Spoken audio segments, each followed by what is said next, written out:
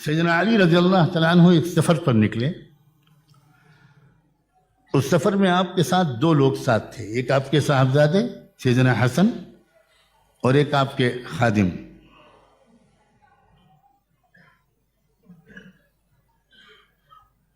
راستے میں ایک جگہ آرام کے لیے شاید اترے، لیٹے، کچھ بریک کیا سفر کو. تو ایک یہودی کوئی شخص تھا جو کسی ارادے سے فالو کر رہا تھا، چپکے چپکے پیچھے پیچھے چل رہا تھا. تو وہ جو لوہے کا لباس ہوتا ہے فوجی، زرہ جسے کہتے ہیں، بہت قیمتی ہوتا تھا. وہ جب اتار کر رکھا گیا تو وہ ایسا موقع پایا کہ وہ شخص لے کر تیز رفتار گھوڑے پر بھاگ گیا.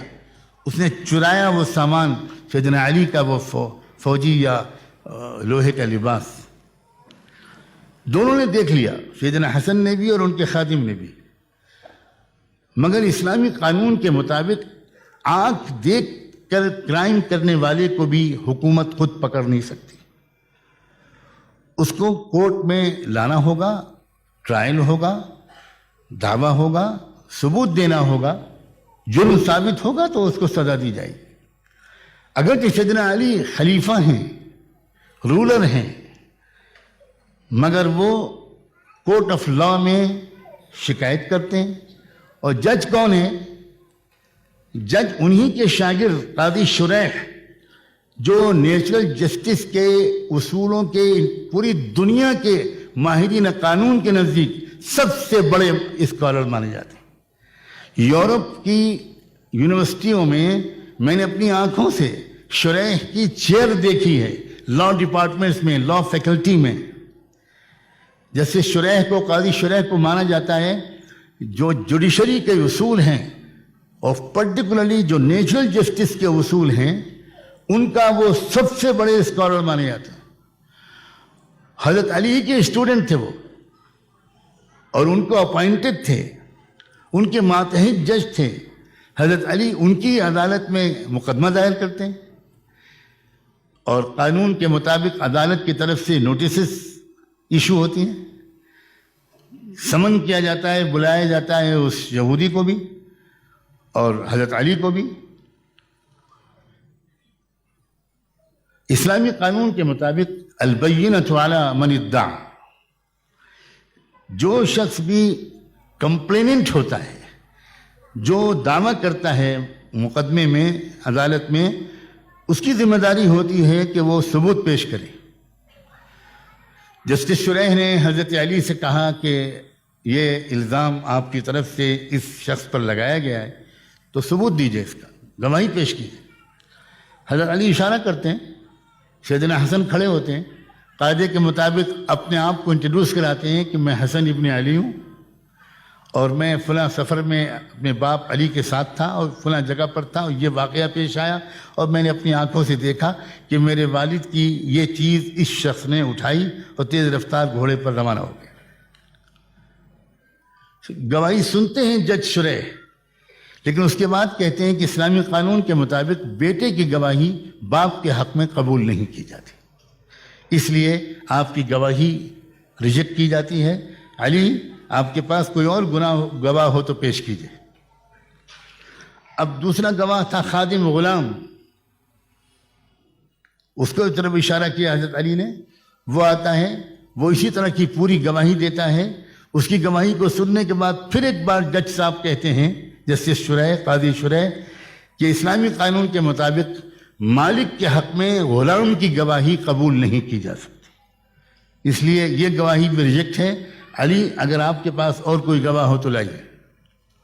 علی نے کہا میرے پاس ان دونوں گواہوں کے سوا کوئی گواہ نہیں. ٹھیک ہے. اب دوسری پارٹی کی باری آتی ہے اور بلایا جاتا ہے اس ایکیوزڈ پرسن کو، اس ملزم کو جس پر یہ الزام لگایا گیا تھا، اور اس کو موقع دیا جاتا ہے اسلامی قانون کے مطابق کہ تم حلف اٹھا کر، قسم کھا کر، آن اوتھ یہ کہہ سکتے ہو کہ یہ شکایت و یہ الزام جھوٹا ہے. شاید اس شخص کو پرانی عادت رہی ہوگی تو اس نے آرام کے ساتھ جھوٹی بات کہتے ہوئے یہ کہہ دیا کہ بالکل میں قسم کھا کے کہتا ہوں کہ یہ زرہ میری ہے اور یہ الزام جھوٹا ہے. اب لیگل پروسیس پورا ہو گیا. حضرت شرح نے فیصلہ کر دیا کہ اپلیکیشن جو آپ کی ہے یا جو الزام تھا، جو کیس تھا، وہ ریجیکٹ کیا جاتا ہے. وہ اسٹینڈ نہیں کر سکا لیگلی، آپ ثبوت نہیں پیش کر سکے. اور یہودی اس شخص سے کہا گیا، زویمر اس کا غالباً نام تھا، تم یہ لے جاؤ، اب یہ تمہاری ہے. جس عدالت کی طرف سے فیصلہ ہو گیا، اس نے وہ چیز اٹھائی اور خوشی خوشی باہر بظاہر نکل گیا. اب اور کوئی نہیں تھا عدالت کے کمرے میں، تنہا حضرت علی اور وہ جج شرح اور وہ صاحبزادے اور خادم. اب حضرت علی کہتے ہیں کہ شرح، آج میں نے تم کو کھلی ہوئی ناانصافی کرتے ہوئے دیکھا ہے، اور میں تمہیں وارن کرتا ہوں کہ یہ آخری موقع ہے. اگر اس کے بعد اس طرح کی کسی ناانصافی کا کہ مجھے خبر ملی تو تم اس کرسی پر بیٹھنے کے لائق نہیں رہو گے. شرح بہت عاجزی سے عرض کرتے ہیں، امیر المومنین، میں نے تو اتنا زبردست انصاف کیا ہے، میں جانتا ہوں نہ آپ جھوٹ بول سکتے ہیں نہ حسن جھوٹ بول سکتے ہیں، میں جانتا ہوں، لیکن مسئلہ قانون کے پروسیس کیا ہے. اب مجھ سے کیا ناانصافی ہو گئی امیر المومنین، بتائیے. حضرت علی کہتے ہیں کہ دیکھو، ایک زبردست ناانصافی تم سے ہوئی ہے. ہم عربوں میں تم جانتے ہو، کسی کو جب ریسپیکٹفلی کال کرتے ہیں تو اس کے نام کے بجائے کنیت کے ساتھ پکارتے ہیں، اور یہ ایک ٹوکن ہوتا ہے، اشارہ ہوتا ہے کہ تم اس کی عزت کر رہے ہو، خصوصی اس کو مقام دے رہے ہو.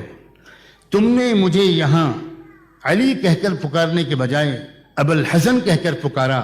اس کا مطلب یہ ہے کہ ہم دونوں فریقوں کے ساتھ تم نے ایکول ٹریٹمنٹ نہیں کیا.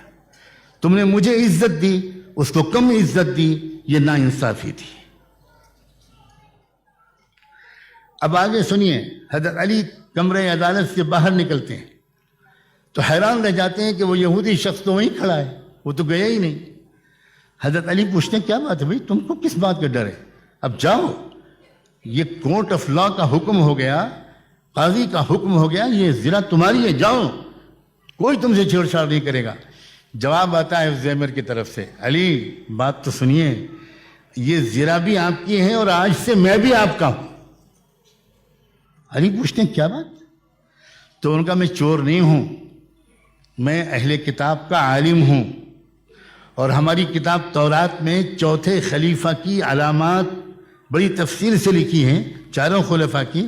اس میں سے چوتھے خلیفہ کی ایک علامت یہ لکھی ہے کہ ان کی دشمن قوم کا آدمی ایک کرمنل ایکٹ کرے گا اور وہ شکایت کریں گے، لیکن عدالت میں قانون کے ضابطے کے پورا نہ ہونے کی وجہ سے ان کی شکایت مسترد ہو جائے گی. میں نے یہ سارا ڈرامہ اس لیے رچایا کہ میں اپنی آنکھوں سے دیکھنا چاہتا تھا کیا واقعی آپ آخری رسول محمد کے چوتھے خلیفہ ہیں. لہذا اب مجھ کو اطمینان ہو گیا، مجھے کلمہ پڑھا دیجئے، میں ایمان لانا چاہتا ہوں.